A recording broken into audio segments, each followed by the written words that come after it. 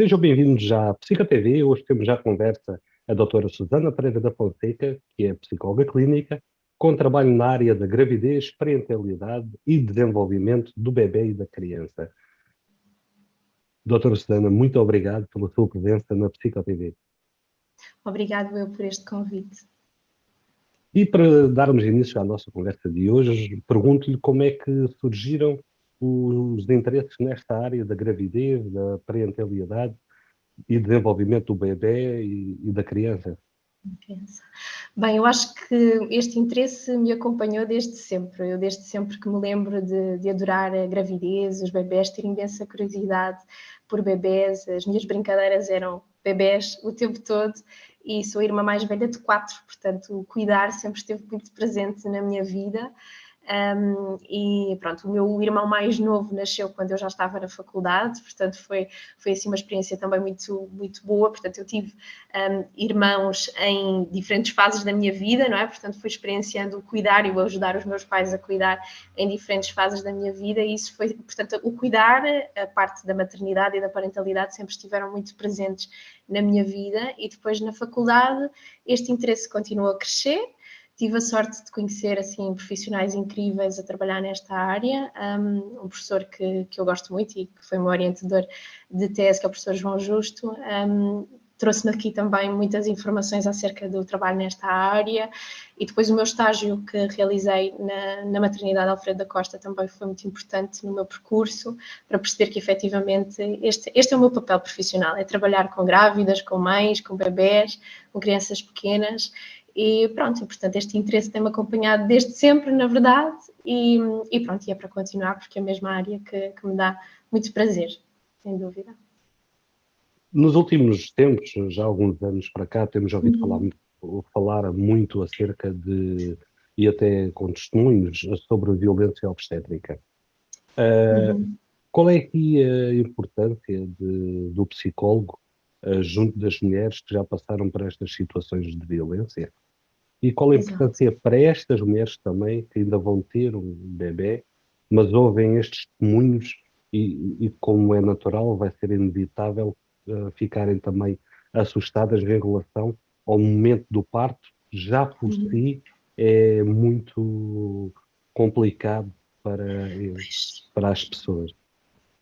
Sim, pronto, efetivamente, nos últimos anos a discussão pública acerca da violência obstétrica tem sido muito relevante. Não é que exista mais violência obstétrica agora do que existia antigamente. Efetivamente, nós sabemos que, se calhar, agora até existe menos, porque se fala muito nisto, felizmente existe menos, mas as pessoas agora têm conhecimento do que é a violência obstétrica e antigamente não tinham.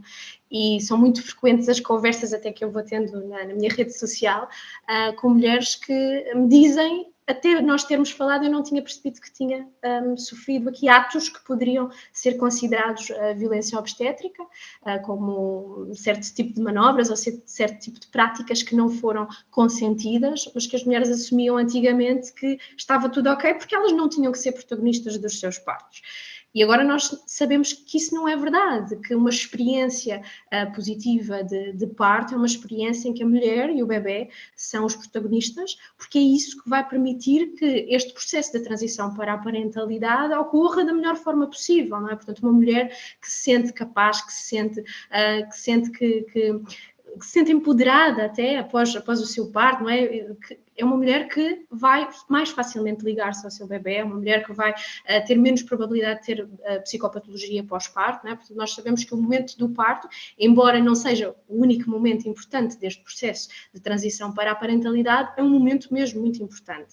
O processo de transição para a parentalidade é um processo que começa quando os casais começam a imaginar que vão ser pais, a idealizar, não é? Portanto, este papel nas suas vidas, mas o momento do parto é efetivamente aquele momento em que tudo se torna real, não é? Portanto, em que o bebê passa para o colo dos pais, em que o bebê passa a fazer parte desta realidade familiar, a ocupar espaço nesta realidade familiar, em que os pais olham para os seus filhos pela primeira vez, não é? Portanto, é um momento mesmo muito importante.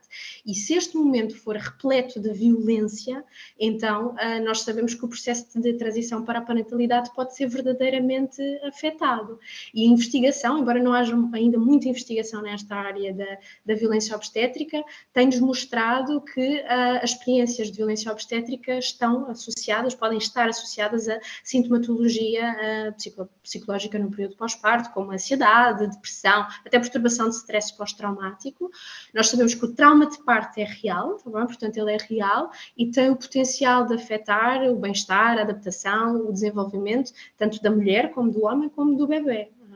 Pronto, e o papel do psicólogo passa precisamente por ajudar estas mulheres, estes homens a integrar aquilo que aconteceu, não é? Portanto, quando a experiência de violência obstétrica já ocorreu, a integrar aquilo que aconteceu e a facilitar este processo de transição para a parentalidade, permitir que eles se liguem aos seus bebés, permitir que eles integrem aquilo que lhes aconteceu e integrem em si o papel de pais, não é? Muitas vezes chegam mulheres que não vêm propriamente traumatizadas, não é? Não falamos propriamente na perturbação de stress pós-traumático, ou não falamos propriamente numa perturbação de ansiedade ou depressão, mas são mulheres que muitas vezes têm dificuldade em ligar-se aos seus bebés, eu vejo isto muito nas consultas, tá bem? Portanto, alguma dificuldade em ligar-se aos seus bebés e a integrar o que lhes aconteceu, pronto, e de facto isto perturba a experiência, não é? E este processo de transição e de adaptação ao papel de pais. E, portanto, o nosso papel enquanto psicólogos é facilitar esta adaptação, facilitar a integração do que aconteceu e, pronto, e conseguir que estes casais consigam adaptar-se então ao papel de pais. Depois, para as mulheres e futuras mães, não é? Portanto, já grávidas ou que ainda estão a pensar, nós sabemos que durante a gravidez é perfeitamente normal que existam ansiedades relacionadas com o parto, não é? Porque é um momento em que muitas mulheres sentem que não têm controle, não é? Portanto, o seu corpo vai agir e elas não estão sob controle do seu corpo. É um momento desconhecido, não é? Especialmente numa primeira gestação. É um momento em que, lá está, é o marco em que vão de repente receber os seus bebés e muitas vezes não sabem como é que isso vai ser, como é que vai ser as suas experiências individuais ao receber os seus filhos. Mas quando se fala muito em violência obstétrica, claro que nós temos aqui um terreno fértil para a ansiedade ainda existir mais, não é? Ser mais intensa e, portanto, acho que o papel do psicólogo durante a gravidez também pode passar muito por ajudar estas mulheres a desconstruir medos, sentirem-se capazes de enfrentar esse momento, não é? Estarem informadas e os psicólogos como eu que trabalho nesta área da gravidez e do pós-parto, são psicólogos que estão preparados para falar sobre o que é um processo de trabalho de parto, não é? Portanto, para falarmos sobre os vários acontecimentos, sobre o que é expectável ou não é expectável e ajudar estas mulheres a sentirem-se capazes de enfrentar esse momento e de fazerem escolhas que são positivas para si, tá bem? Portanto, que isto é mesmo muito importante, que a mulher seja capaz de tomar escolhas que acho que fazem sentido para si. E não só a mulher, não é? Porque o homem é o companheiro, é a companheira, não é? Portanto, é alguém que também, em princípio, estará presente nesse momento do parto e que precisa de ser capaz de estar alinhado com as expectativas desta mulher que vai parir e ajudá-la a sentir-se bem, a sentir-se capaz, a sentir aquilo que quer sentir e a ter aquilo que quer ter naquele momento de parto.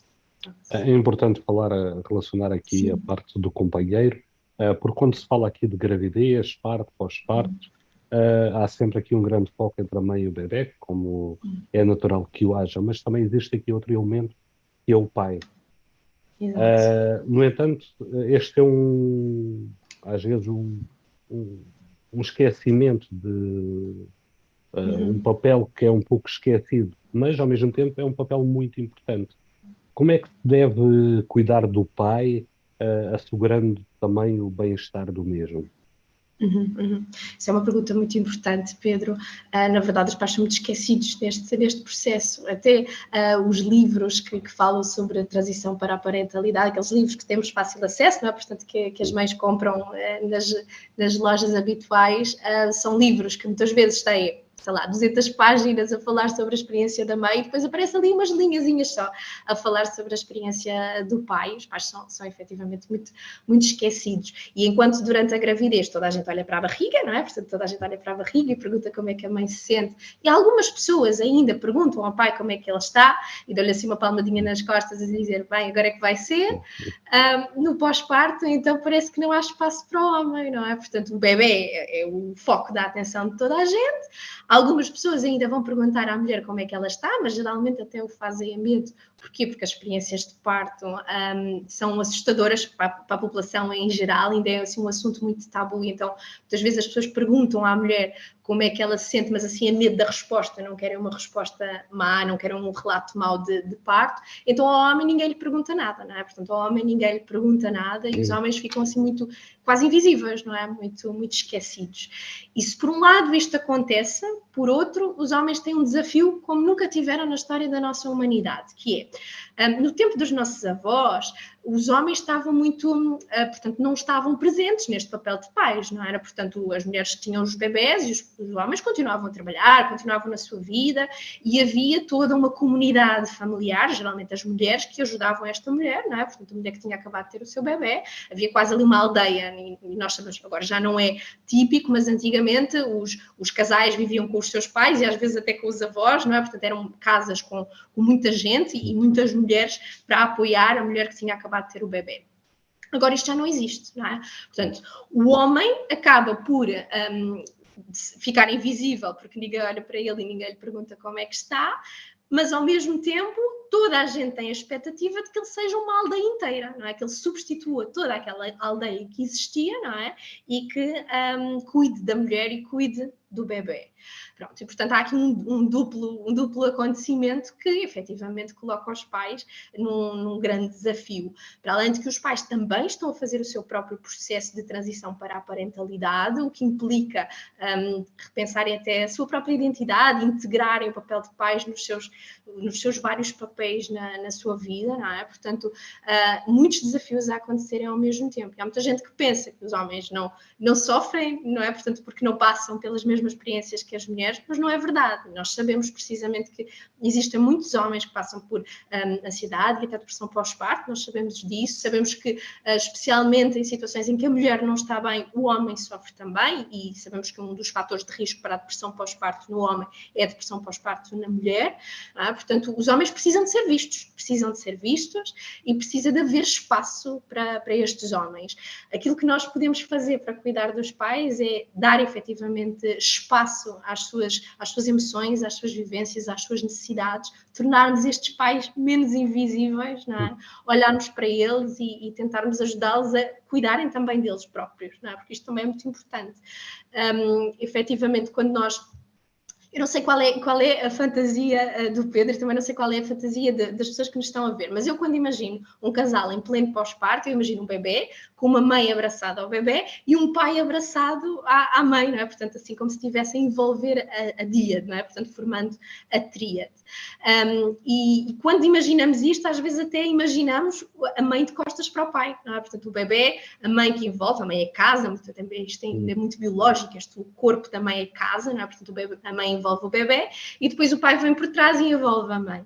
Mas nós sabemos cada vez mais que é muito importante que a mãe não esteja de costas para o pai, não é? E, portanto, que o pai envolva esta díade, mas virada também para a mãe e para o bebê, porque é necessário que entre casal haja aqui comunicação eficaz, não é? Que não seja só a mãe virada para dentro e o pai cá fora, não é? Portanto, a comunicação entre o casal é muito importante. A mulher está a viver uma experiência única que envolve muito e que a fecha muito aqui nesta relação com o bebê, mas se houver boas estratégias de comunicação entre o casal, nós sabemos que este homem também vai estar mais protegido e a mulher também, consequentemente, não é?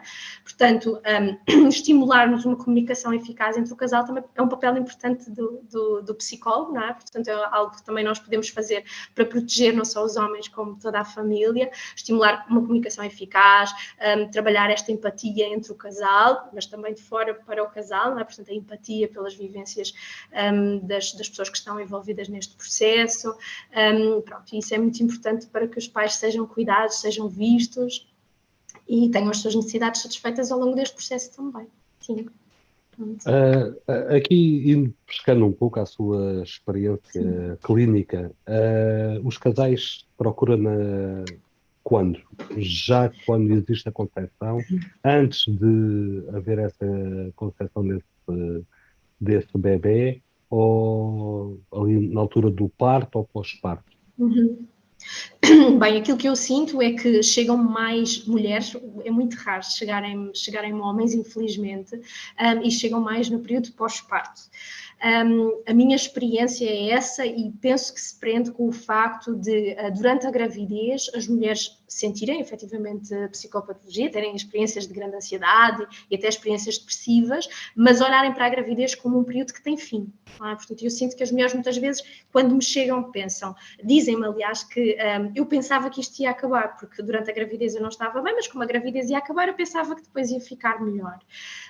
E nós sabemos que a grande maioria das mulheres que têm a psicopatologia pós-parto começaram essa sintomatologia ainda durante a gravidez, não é? Portanto, não é verdade que por a gravidez acabar que a mulher vai automaticamente sentir-se melhor e sentir-se bem neste processo de se tornarem mães. E, portanto, acho que sim, acho que é por isso que as mulheres me chegam mais no período pós-parto. No entanto, eu tenho a sorte de trabalhar em contextos de equipas multidisciplinares e isso é muito bom. Eu acho que o trabalho do psicólogo nesta área, e sendo uma equipa multidisciplinar, é muito mais facilitado. Porquê? Porque tenho muitas colegas e colegas que trabalham com as grávidas e que conseguem perceber que a sintomatologia está a acentuar-se e conseguem informar estas mulheres de forma a que elas procurem ajuda ainda durante a gravidez. Falamos, por exemplo, de fisioterapeutas pélvicos que têm um trabalho muito importante, que fazem as aulas também muitas vezes de preparação para o parto, não é? Portanto, colegas também que trabalham na área da amamentação e já começam a existir consultas prévias, não é? ao nascimento, colegas que fazem os cursos de preparação para o nascimento, pronto, das várias áreas, que enfermeiros e até obstetras, não é? que encaminham para as nossas consultas. Mas não sinto que hajam muitas mulheres a procurar por elas, não é? Portanto, durante a gravidez, geralmente chegam depois de terem sido encaminhadas por algum colega. Mas de forma autodidata, procuram-nos mais no pós-parto. Efetivamente é isso que eu sinto. Hoje vivemos em plena era digital, ainda se calhar aqui no meio de uma revolução digital, e as redes sociais são a nossa realidade. Traz muitas coisas positivas, como traz outras coisas negativas, traz muito conhecimento sobre determinados assuntos, uns apoiados na ciência e outros em outros aspectos menos científicos. Exato. A Susana tem também uma página que passo aqui também a publicidade para quem nos estiver a ver, que é Cimentos de Amor, no Instagram e outras redes sociais, que merece que seja visitada e que a sigam. E na página partilha várias informações sobre as áreas que estão aqui do seu interesse e que temos estado a falar. Eu tenho aqui duas perguntas acerca disso. Se sente que essa partilha está a contribuir para a literacia, ou seja, para o aumento do conhecimento das pessoas que a seguem, ou até as outras pessoas que veem nas redes sociais por partilhas dos amigos, sente que existe aqui, da sua parte, essa contribuição? Bem, gosto de acreditar que sim, que contribui de forma positiva para a informação baseada no conhecimento científico, não é? Eu criei esta página, e se calhar enquadrando um pouquinho, durante a pandemia, não é? Portanto, quando estávamos todos confinados em casa, eu própria estava a viver a minha experiência de transição para a parentalidade com a minha filhota pequenina, E o objetivo da página foi fazer com que as mulheres percebessem que não estavam sozinhas neste processo que às vezes é tão solitário, e mesmo não estando em pandemia, o processo de transição para a parentalidade é muito solitário, na grande maioria das vezes, porque a nossa vida parece que para toda, todo mundo continua a viver lá fora, e nós parece que paramos e fica tudo em stand-by, exceto este papel de sermos pais. E pronto, e depois fui tendo a vontade de ir partilhando e de ir falando, escrevendo, eu gosto muito de escrever, de ir escrevendo sobre vários temas diferentes relacionados não só com a gravidez, com a parentalidade, mas também com o desenvolvimento do bebê e da criança pequena, que também trabalho com os bebés e com as crianças pequenas, portanto fazia-me todo sentido também falando sobre alguns desses temas. E a verdade é que, embora agora não tenha assim tanto tempo para investir na página, os feedbacks que tenho tido ao longo destes anos têm sido muito positivos. Muitas mulheres que me enviam mensagens e que agradecem as partilhas porque se identificam muito, porque às vezes as faço pensar em questões que elas não tinham pensado antes e pronto, e já têm resultado dessas partilhas vários acompanhamentos, não é? De mulheres que percebem que precisam de ajuda, precisam de uma orientação e acabam por solicitar o acompanhamento. Isso deixa-me muito feliz saber que contribuí de alguma forma para que estas mulheres possam sentir-se mulheres e homens, mas chegam sempre a mulheres, a verdade é essa. Pronto, e portanto, sim, acredito que sim, que esta página está a contribuir e quero muito fazê-la crescer para que contribua ainda mais. Pegando nesta questão, na sua resposta, existem também outras páginas e pessoas que partilham outro tipo de informação. Eu já vi tipo bebés a chorar durante a noite até cansarem-se, treinos de sono de bebê, etc, etc, etc. Isto é perigoso.